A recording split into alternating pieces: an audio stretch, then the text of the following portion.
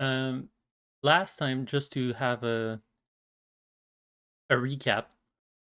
So last time we decided we would do a short story about a couple that is in a fall off. So one of them is getting tired or annoyed with the other one. We decided we wanted a bit of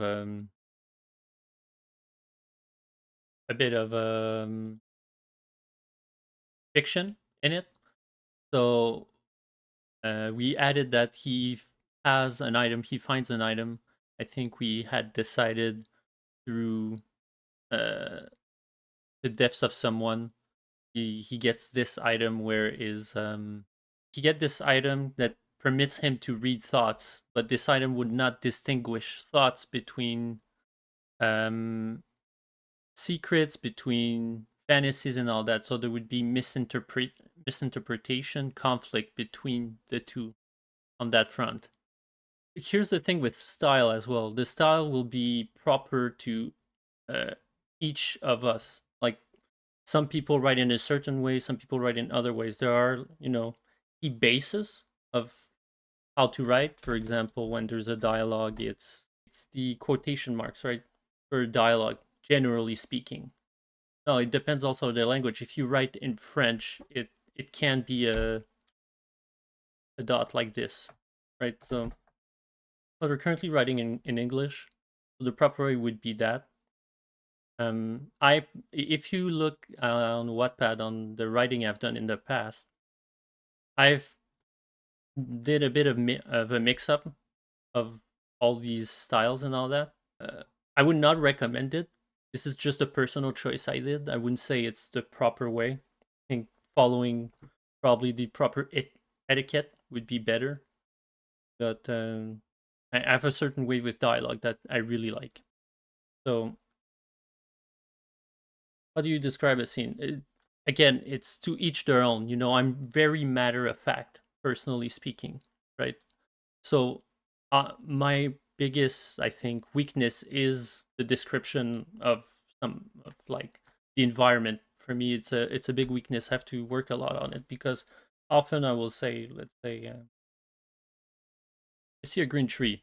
To me, that's a description, but that it's not enough descriptive, right? If you want to paint this scene really. So maybe what would be better instead is uh, blowing in the wind. So that's a bit more descriptive of it's windy. You have a more description, but again, you can go more. It's all about how much you want to describe it, and you can use um every senses, right? So uh if I see here, there are no senses used here. It's matter of fact. I see a green tree. Here I see a sea green tree blowing in the wind. Like again, it's matter of fact, it's blowing in the wind. But I could also say, so now I'm describing how it feels for the character. So as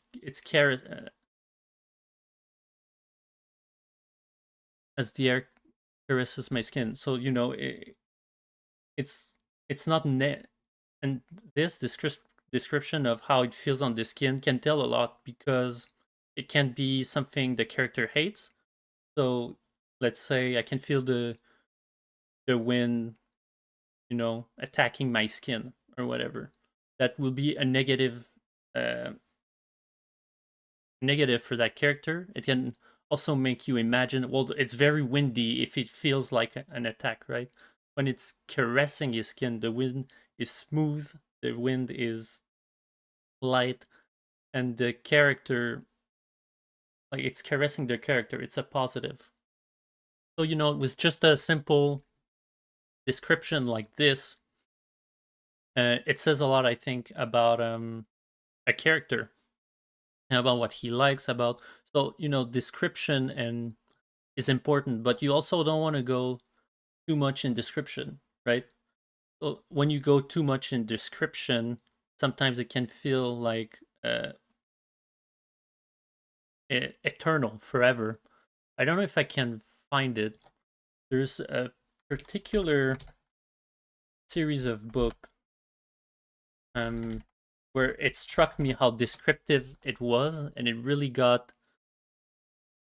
um it really got annoying.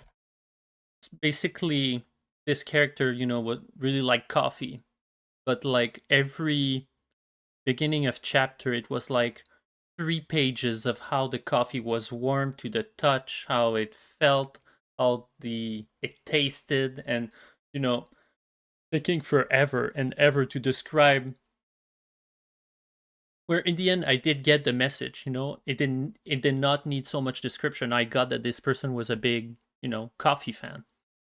But the same came back later with a TV controller, right? Where the controller, every single button was described with how it touched, the use, and everything.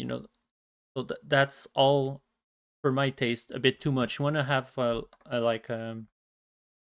a balance of descriptive that says something about your character, but also that where you can see the scene.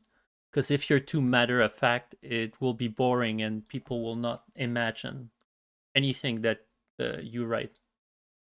Now, you could, I think, a mistake that is often done when you first start writing is that you want to make sure a bit too much that the person knows um, who's talking, the description, and sometimes you say useless things, right? So I'm going to take an example. I read through the Stephen King memoir, and he's talking about how you should only describe something that is important in the scene for the characters or whatever. So if the characters enters a scene, it then starts describing the.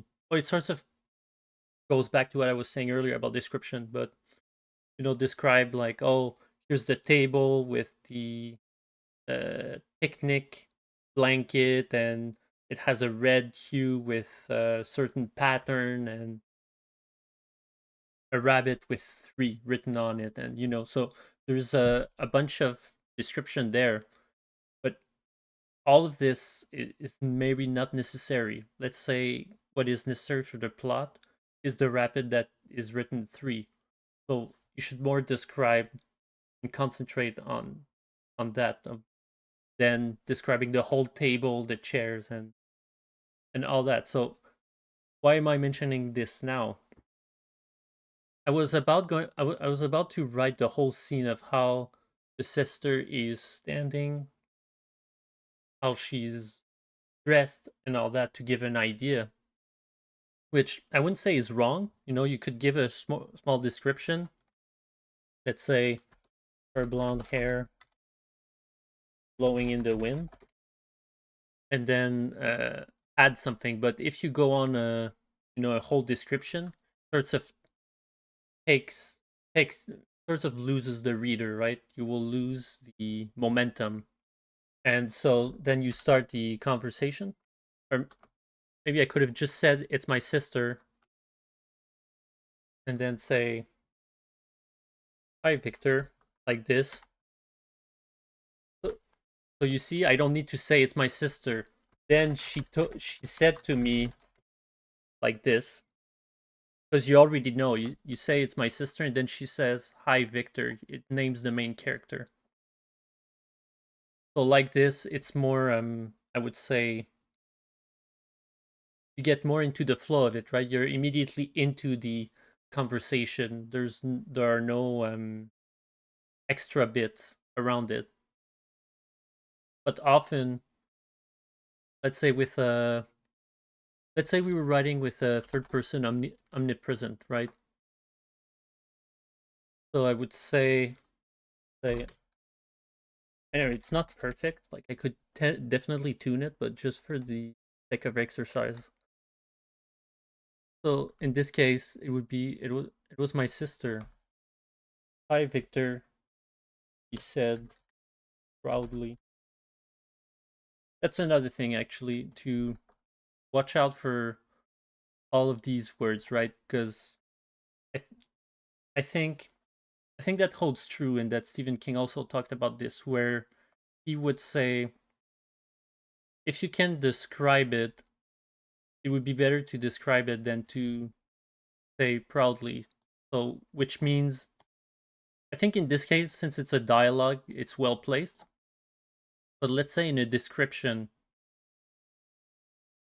if you say that the person is crouching quietly, you don't need to say that quietly, because if the person is crouching, it's because this person is already doing something quietly, taking her time, right? When you crouch, you don't run while crouching. So it's to give more to the scene, right? To when you say crouching quietly, sorts of takes off a bit of the description of the whole of the whole scene when you say this. So instead, maybe so the person crouched as he heard the commotion. So you're sort of in the scene of, oh crap, there's a commotion, there's sound, there's something. So is crouching. When you go, the person is crouching silently.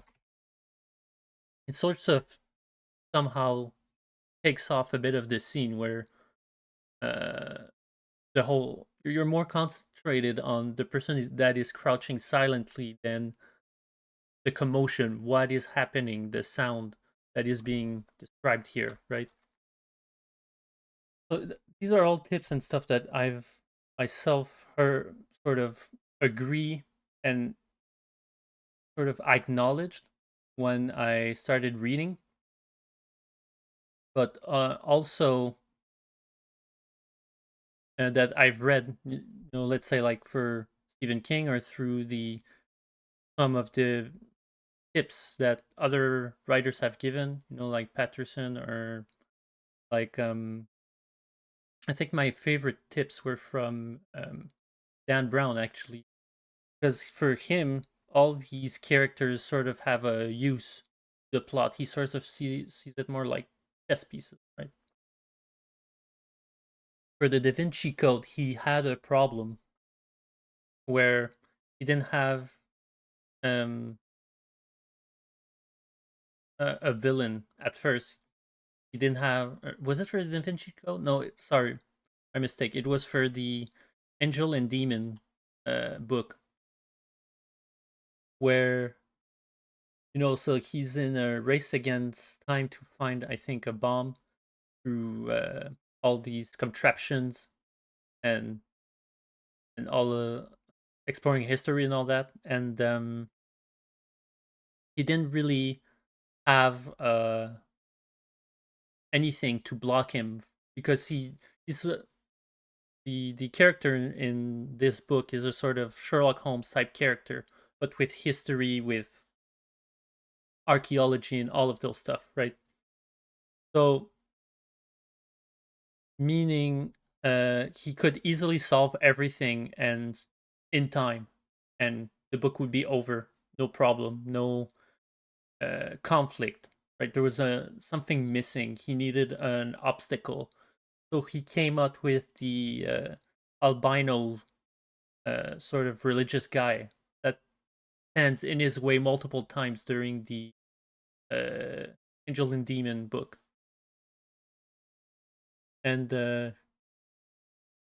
he saw it more like he needed an obstacle, he needed a new piece to block it that way. So all this to say that sometimes you can view like different writers will see these characters ways of writing all differently, and but they all have interesting tips of how they see it.